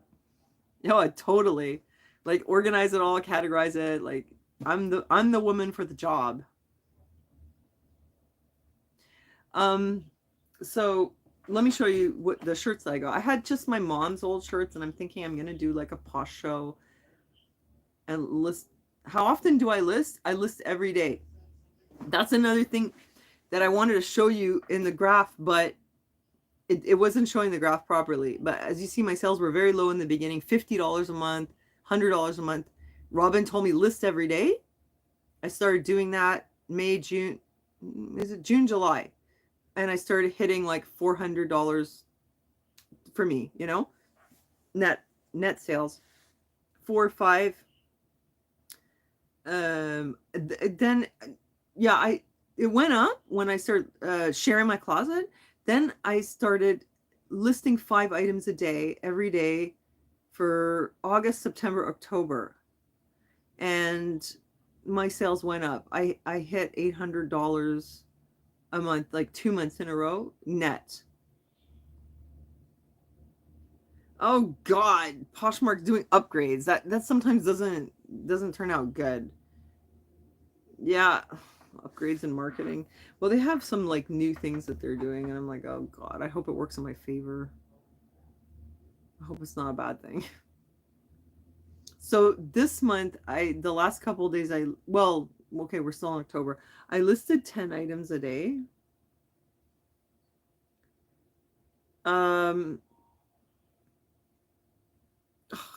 Amanda. Okay, Amanda, you go try chelation and let us know what happened. Okay, I don't feel like I need chelation. I feel like I'm pretty good. I'm not worried about it. Cure my autism. Honestly, if I wasn't autistic, I wouldn't even be Sonia. There would have been no Truther Girls channel ever. But you want me to be normal? I'm never going to be normal. I don't want to be normal. I don't want to be like struggling with the sensory. That's a problem. But I don't see the rest as, I mean, I've made it work for me, you know? So like, who cares, right? As long as I'm making bank, and who gives a shit, right? No, seriously, no, as long as I am putting a roof over my head and I'm making money and taking care of my family and I have this nice little family here, then what do I care? I'm 52 years old. Like, I seriously don't care. Perfectly happy.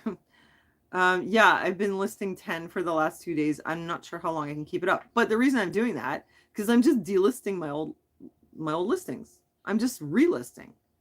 So I had like 5 new things plus 5 old things. So what I did was I wrote everything on my calendar so I knew what I listed each day. So as it expires, I just take it down and relist it.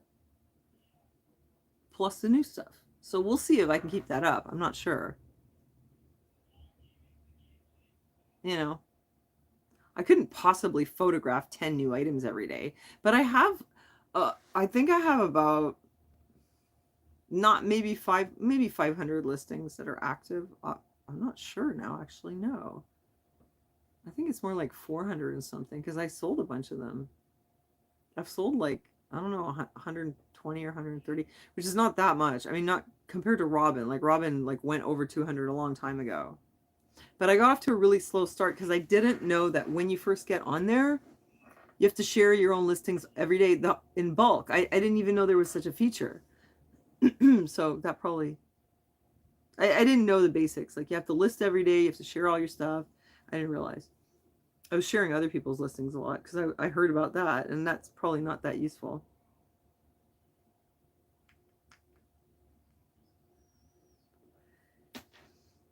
Thanks, Kukum. Yeah, I feel like we're doing okay. I mean, I'm not complaining. I don't like hate myself. I don't know. I just have to manage. Like, yeah, I get depressed and whatever. I have to meditate more, but so do a lot of people. I'm just at the point where like if people don't like me, I really don't care. It doesn't matter,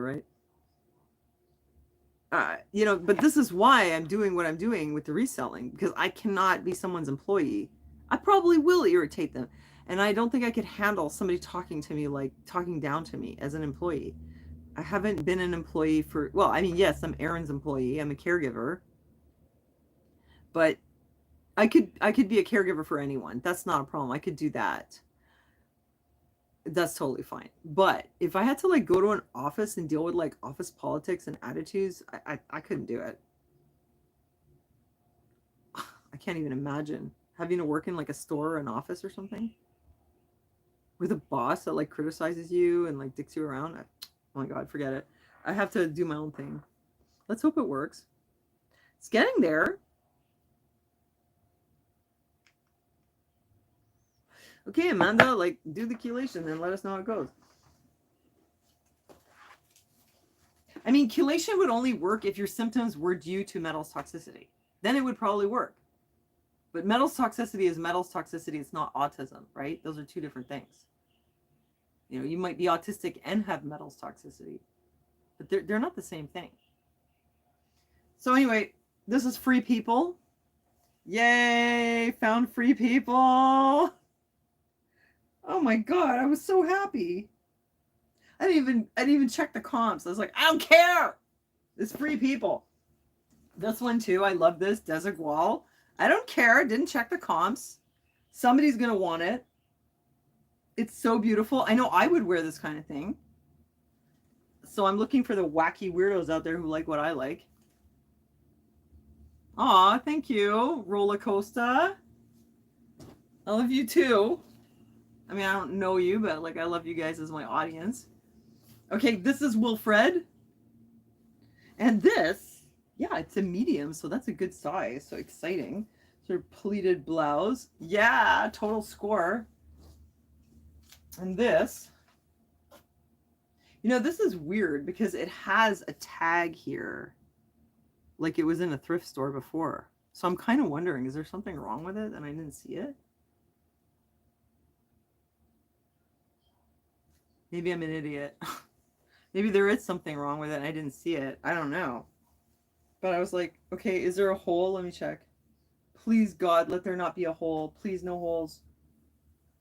You know, it's really hard to find the flaws sometimes. Like, it's not obvious. There's no stains. There's no holes. I don't see anything. You know, it's possible that there was a reseller out there who bought it and she couldn't make it work. She dumped all her stuff in a thrift store. That also happens. Because I noticed that this tag, this was also on another thing. The little blue tag. Well, I don't know where it was, but I think it was the Beanie Baby. Sometimes it happens. No, I checked the buttons. I checked the buttons. There's no buttons missing. On the sleeve? No. They're both of them there. But, you know, you dumped it. It was you, Lorena. That's so funny. Oh my God. I think it's really cute. It has a little metallic in here. But this is, and you know what? Those colored tags, those are from Renaissance. And yeah, you often see things in lots, like I said, like a lot of this or a lot of that. So I was really happy to find Free People today. So there's that. What size is it? Medium. That's pretty good. It could also be that she bought it at Renaissance, wore it a few times, and then donated it. That could happen. This is Meadow Rue. This is Anthropology. That's also really great. And I love it. It's like very boho and it doesn't seem to have any issues. Sometimes there's like one little thread sticking out like that. Actually, no, this is the end of where they closed it up. You know, like where they sew it and then they backstitch it. Yeah, that's what that is. That's the end of the thread. But I can tuck it in. I have a special tool. But look at the beautiful lace on there. Hi, Renee. You're fluffy too. Yeah, I'm a little fluffy. But I can sell to non-fluffy people. This is a large. I don't know if it would fit me. Look at the shirt that I'm wearing. Look, it says Karma. It's from Zadig et Voltaire, which is this very expensive store in Westmount. Let me see if I can fit this one. Oh, yeah.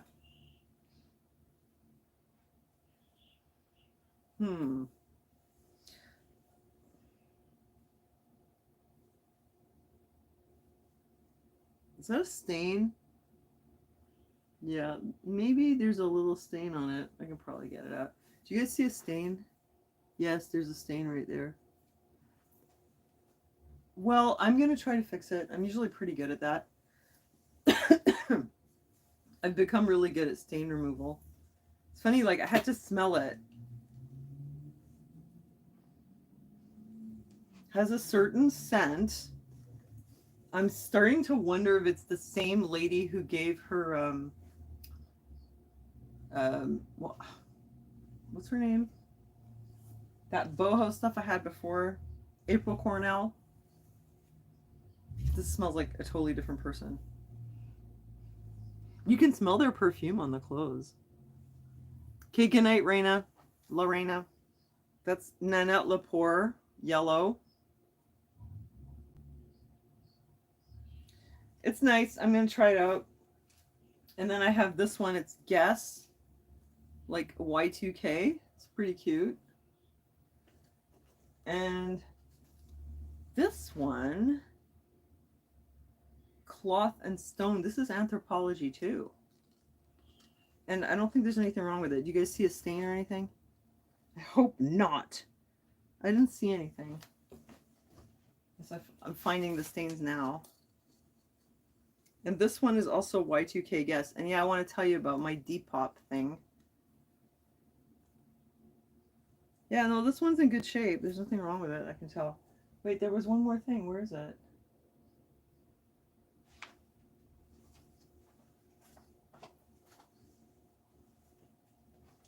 This definitely has a stain on it. I already know it does. But I'll try to get it out. So that's it for those things. That's what I bought. See how it goes. I just found the stain, so that's good to know. Hi, Lahel Cathartes Aura. Did I say it right? You like the thrift shop haul? Cool. I'm really happy to show you my stuff. I'm just thinking though. Did I miss something? Maybe not. Do tops sell better than bottoms? I have a ton of skirts. I have almost no pants. The jeans seem to sell though. I've sold some jeans. I've sold 2 pairs of jeans. I only had like 5. But they take up so much room. And the skirts, I don't know, they were small and they were cheap, so I bought a lot of them. I'm not sure. I'm not sure about if the tops. I have a ton of skirts because I did a skirt haul, so I figure I might as well get some tops because I just have my mom's old tops. That first shirt, which one was that? What was the first shirt?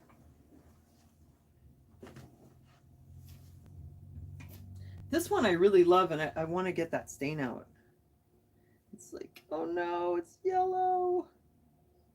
I couldn't see it before. It's really like, it's very subtle, you know. I can't easily see it. Oh wait, there it is. Yeah, I can see it. God, I hope it comes out. You know, I would still wear it. I think this was the first shirt. It was this one, right? The Free People shirt. Better not have a stain. Hope not. So here's the last thing I was gonna tell you. Yeah, Free People. That's the brand. Oh my god, I didn't even talk about the news. I was gonna, but it's like getting super late and I have to put Gunnar to bed. But I opened up a Depop. Like I applied to sell on Depop because yeah, I heard that it's good for Y2K, so I have a lot of that kind of stuff. So that's why I got the Guess shirts also.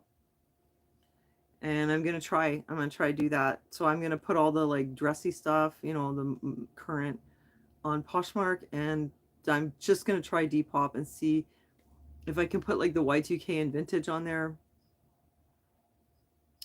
And I think it might be possible to mail to the States in case you guys ever want anything.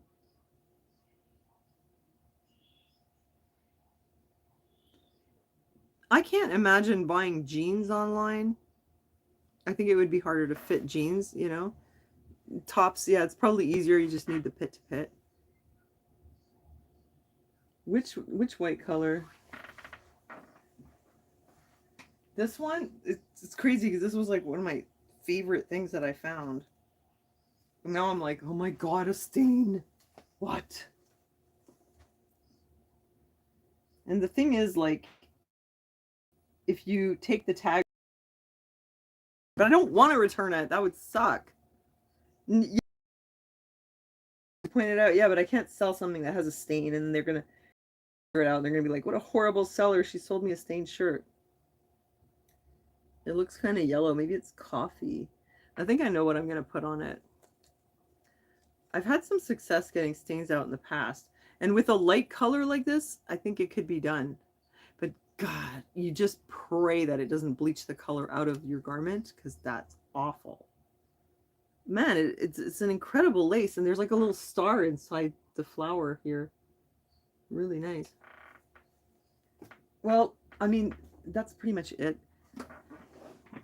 I guess. I was going to mention that this is just like a couple pieces of news and then I'll have to go. Oh, yeah. So, like in the original COVID vaccine study, where they said like only 1 person died in the vaccine group and 10 people died in the control group or whatever. And at the time, the death was actually a death from COVID, something like that. Well, it turns out that the people who died in the intervention group, they didn't report the deaths. until after. Oh, you want my Poshmark link? Yeah, I can give you that, no problem. They didn't report the deaths until much later. Some of them like weeks later, like 6 weeks later. And that's why. So this is a crazy thing, right? So this was the thing that they based their whole like it saves lives and whatever. Because you have to look at like overall. Well, did you save people from dying from COVID? And also on the whole, there's less deaths because if they didn't die from COVID, but more died from something else, what's no good. Uh, Here, I'm gonna give you my link. Are you in Canada, Kukum? I'll give you my code if you're in Canada. Um. So, yeah. So they basically people died, but they didn't report the deaths.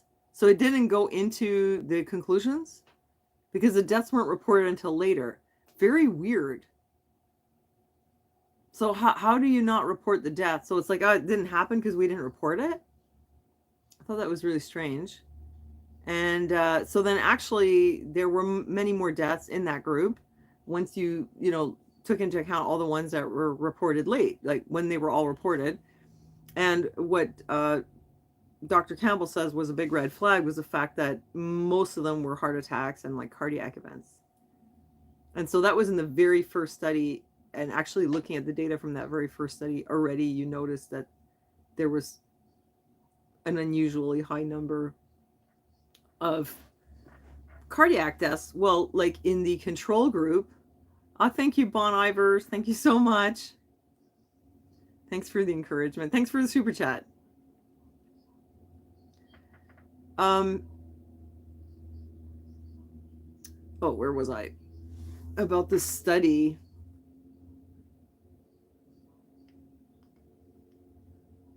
Sorry, I just need a hit off my vape. Actually, I need to plug this thing in. So yeah, in the control group, they died of a lot of different things. Like the causes of death were very varied. In the intervention group, oddly enough, yeah, there was a lot of cardiac issues. And it wasn't included in the study. So it's like if you'd made your decisions based on what they reported, but they left all the stuff out until later, and you made your decisions based on the information you had, like without those details. I mean, it was a lot of people in the study, right? It was like 40,000 people. And they had, I don't know, it was like 10 cardiac events. So it wasn't like everybody, it wasn't like everyone's having this problem, but I mean, they should have looked at it and considered it like, how come there's so many of those? Like, is that a coincidence? Maybe it's a coincidence, but they should have looked at it. Yeah, the other group, it was like totally like really random things. So that was from Dr. Campbell. No, that was from Dr. Philip McMillan. Sorry, that's Dr. Philip McMillan on Vision Health on here. And Dr. Campbell's been reporting on the public inquiry that they're having now in England, where they're really looking into like how things were handled.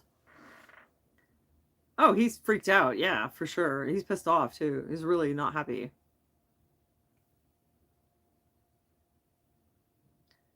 And he was mentioning how who was this guy? I don't remember what the guy's name was, but he was like in charge of public health or whatever, and that doctors were able to give a prescription for midazolam and morphine over the phone based on that somebody reported that they had a positive COVID test or were suspected of having COVID. They would prescribe these like heavy duty medications for the hi Jana, for the retirement home patients. Like all they had to do was make a phone call. Oh, well, we think that she has COVID. Okay, quick, give her morphine and midazolam. End of life drugs. And so he, Dr. Campbell thinks that that's outrageous. Okay, so my friend's ex's the mother-in-law relapsed with cancer. I mean, there's a lot of people that are sick these days. Her new boyfriend his father just died of lymphoma, and the boyfriend's sister has lymphoma now too. Um, just in my building, well, Mr. Patel had a stroke. Now there's a couple, and the woman has lymphoma. And Mr. Coco, I told you about him before. He had a heart attack and died. Turned out his wife already had cancer. Yeah, like turbo cancer. She had herself. She got MAID, and they gave the dog away, and then they euthanized the dog. So, I mean, that I've never seen so many people perish in my building in such a short time. Um, Somebody else that I know, two people that I know had to have hysterectomies in the last year, and another one, it was turbo cancer. It started out in the kidney. I mean, go see what Dr. Campbell has to say about that. He interviewed Dr. Dalgleish, and he was explaining about the immune system. The BNT cell immune system is like fundamental. I saw this really interesting lecture. They were talking about how you get cancer, and there's like 4 layers that you have to go through. So there's your general health, and then there's environmental exposures like toxins, and then there's your genetics. So it's an interplay between all these things. So assuming you're healthy and you don't have the genetics, you could be exposed to something, but you won't get cancer. It's kind of like that. But if you're not that healthy, or you have the genetics and you were exposed, it's a bunch of things together. But the last layer is your immune system. And if your immune system craps out, that's when it gets through, and that's when you get cancer. So if somebody's immune system gets knocked down by, it could be an infection, or it could be whatever, that can open the door to like things like this being able to take hold. And well, that's what Dr. Dalgleish says, and very interesting lecture there on Dr. Campbell's channel. I mean, I showed you guys the last time the statistics that we have more deaths this year and last year than we did in 2020. And not a word in the news, not a single word. And they're not dying of COVID. I told you this. And it's like this everywhere. So the death rate is like up like 15%. More people died in Quebec this year and last year. It could be our horrible medical system. It's not horrible, it's just super understaffed, like I've said before. But it's weird, no one's talking about it. Dr. Campbell's very careful with what he says. He has been before. And what's his name? Oh, the Indian guy who's getting all wound up about things these days.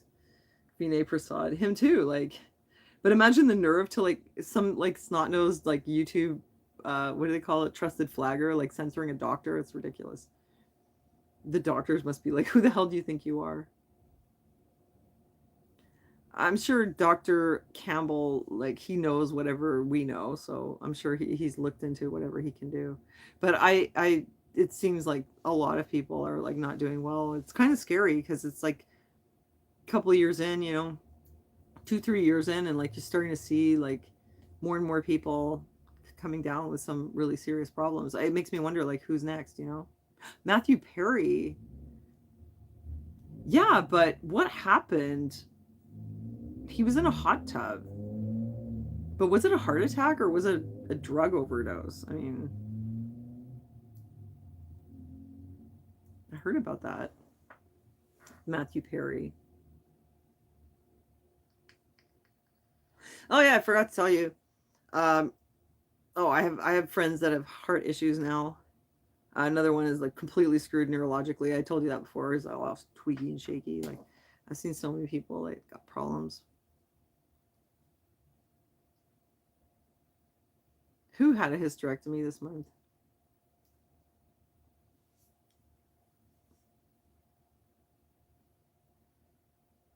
So Matthew Perry, it was a heart attack.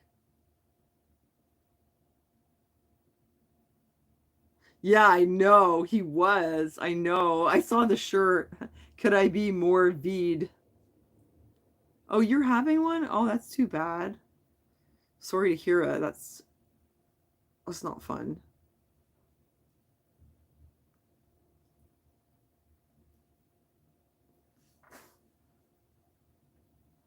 Oh my god, blood transfusion. Like, oh my god, if what would I do if I had to get a blood transfusion?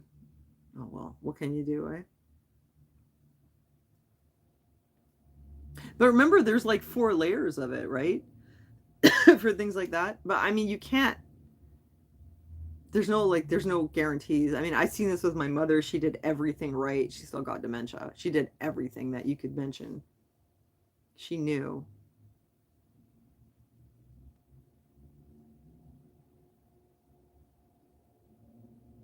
Uh, the official rate in 2020 was pretty low.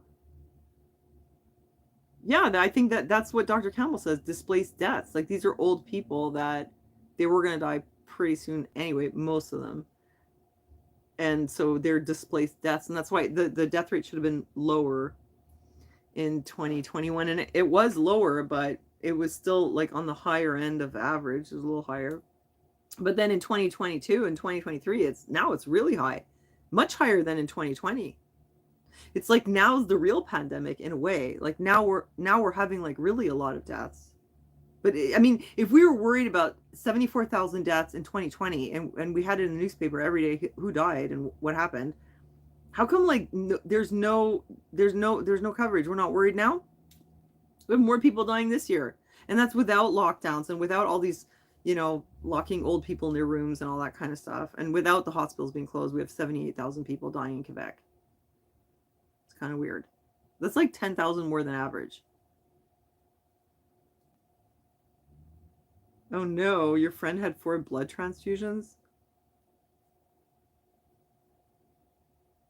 Yeah, like me too. A freaking American. Like I keep people on Facebook that I really don't like interacting with because either they're boring or they're trolls or they just argue or whatever.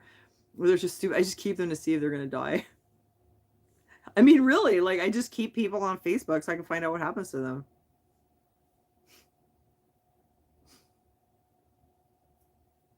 Not my real friends, but like some people that I don't agree at all with their ideas and their politics. I probably went to high school with them and like added them a long time ago.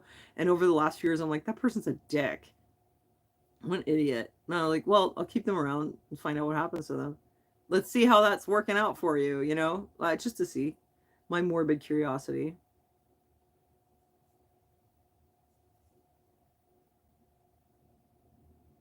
You're not eager to ask around or look at old friends' Facebook pages. Well, usually when something happens, like you do find out, oh my God, no, wait, speaking of Facebook, no, there's someone that I have added on Facebook. I don't know her super well. Um, and I don't have her added just to see if she's going to die.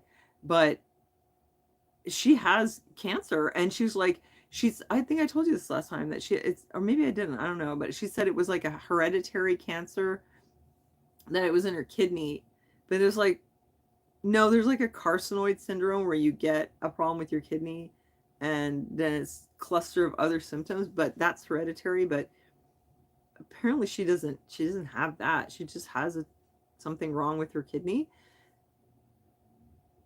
She like didn't even know what it was. She was like, it's like, she said the name this way. She was like, it's like nephro something carcinoma something. Like she didn't even know. I was like, oh, that's cancer. I hope she survives. That poor girl, bless her heart. But she doesn't even seem to understand what's happening. Yeah, it's exactly like I keep seeing people that, I mean, I don't know if it's just because my algorithm's feeding me these people now, but I was following Tiffany Thinks and Jenny Apple and Renee Rome Drosenbeck. Like those are 3 people that they're blogging about what happens with them with their cancer. And I was like, okay, let's see if this works. It's so sad. Jenny Apple is like not doing well at all. But with her, it never really looked like it was going to be very good, because she has lung cancer. And it kind of like, it's kind of obvious that it was probably not going to be recovery. With Tiffany Thinks, she had this like really radical treatment and she was just so zen about the whole thing. She's a Christian and she was just so trusting and she has an amazing attitude. And she really inspired me a lot. Like that had a lot to do with why I went to Europe, because I was like, yeah, she's right. Life is short.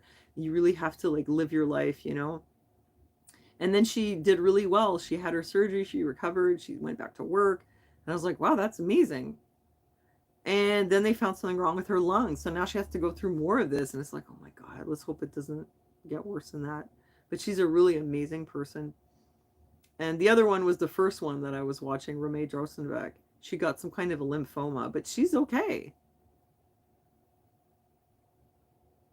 But maybe it's because of that. But YouTube started sending me, I've seen all these videos of people, they're like, they're getting diagnosed and they're already stage 4. I just saw another one. It's this woman in Portugal. She doesn't even seem to know what it is. I don't think she really understands. And they say things like, well, when this is all over and I'm feeling better. And I'm like, I don't think you understand, you know, once it spreads like that, like, that's not good. Like, your chances are pretty slim, right? That's awful. One of my Facebook friends that I went to high school with, nice girl, and I had her on there because, I mean, I wasn't close to her, but I liked her and whatever. She went to the gym in 2021, running on the treadmill, had like a seizure and a heart attack and died at the gym. Like, she literally dropped dead, you know, basically in the gym, which was very weird.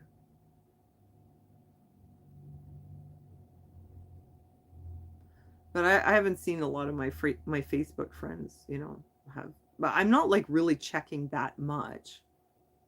But it seems like in my circle, like I'm starting to know a lot of people that have some really serious medical problems.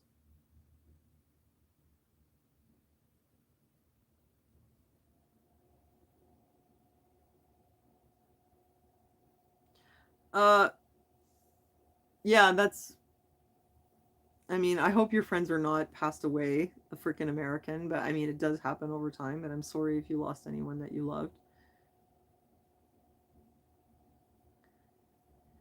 Yeah, no, I know it's just really not looking good. Like 2 years in. I mean,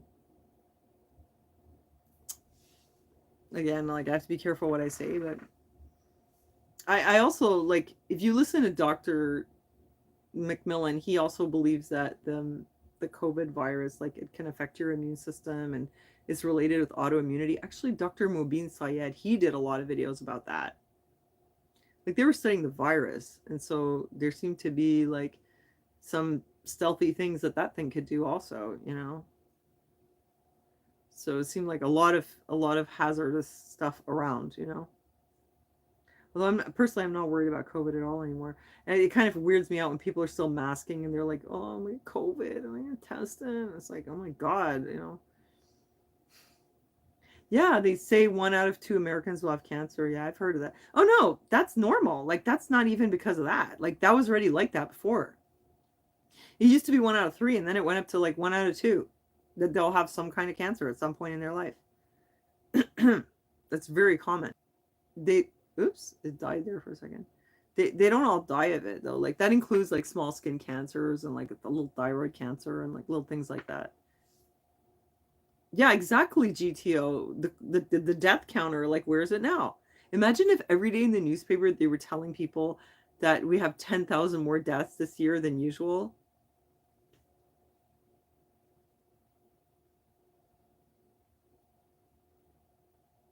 Imagine if they did that every single day. It would be also really interesting. They told us what were the main causes of death, you know? They just don't want to talk about it.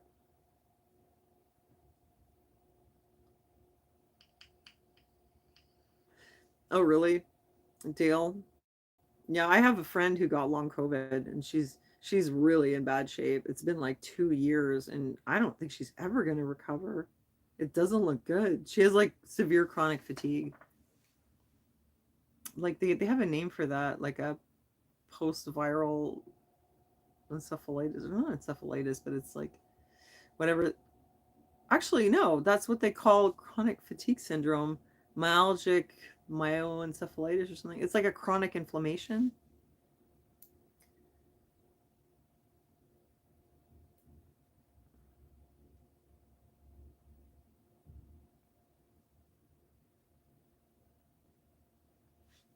Yeah, she got really screwed up. A cleft cyst? I've never even heard of that. But the crazy thing is they found out after it had been going around since 2019. So a lot of people had already had it. They didn't even know what they had. They found it in blood samples in Italy from the year before. So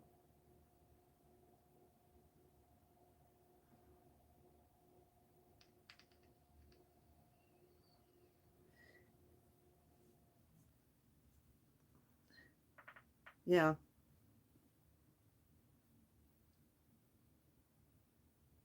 Oh yeah, you guys remember when I had Omicron and I said like I had all this pain in my hips and stuff?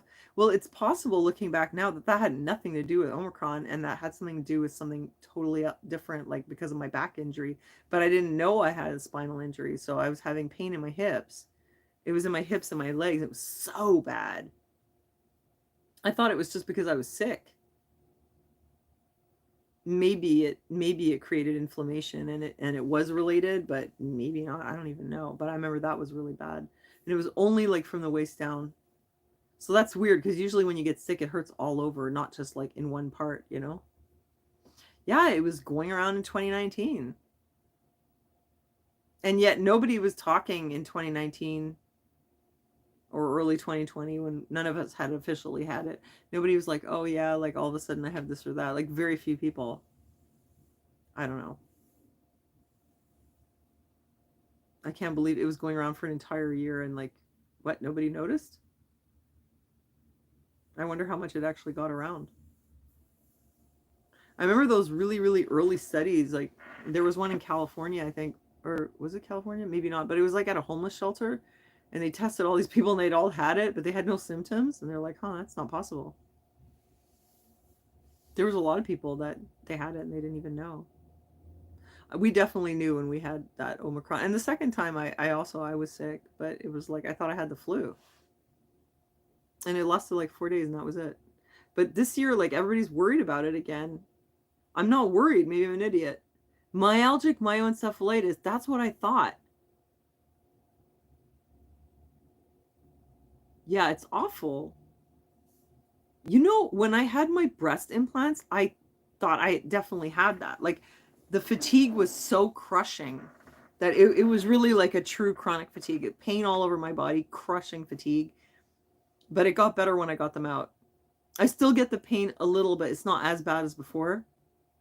If I have like many nights with like bad sleep and a lot of stress with Gunner, then I'll start having pain, but it's not like before. Before it was awful. It was I felt like I was trapped in my body. It was horrible. Yeah, that's weird, Dale.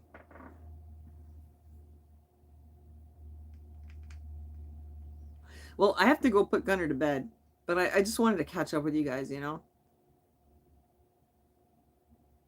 How stress can trigger things. Yeah, well, I think that I probably have what they call fibromyalgia and lack of sleep and being under like intense stress. It really screws me up. But if I have it's better than it was with the implants. It was horrible. I don't feel like I'm dying anymore. I really felt like I can't possibly live much longer. It was so bad. That's another reason why like the videos petered out. I was just like so unwell. Now I feel better, but I'm just busy, you know? Oh, that's interesting. A freaking American. 30% of patients had antibodies by mid-April 2020. Wow, interesting. Anyway, thanks so much for joining me, you guys. Love to see you. I hope that you had fun here in the chat. So I better go put the baby to bed. Maybe I'll stop in on Thursday or maybe I'll post a video. Vlogmas, I need a better computer. It's just not manageable. My powerful computer is all screwed up. It's got a virus in it or something, and my little one, well, I did my Europe vlogs and I should be able to. Oh, the problem is like transferring the files from my camera like takes forever. I'll try and figure something out. I do like to make videos for you guys. Maybe I'll do a vlogmas where I'll just like do a live somewhere every day. Would that be good? If I just like popped up here. Or I get my shit together and I'll do a vlogmas. I'll figure something out. Okay, you guys, I'm gonna sign off. And remember, Christmas is about getting drunk and high with your friends and family, people that love you. Okay, bye. Bye, guys. Have a good night, and I'll see you soon.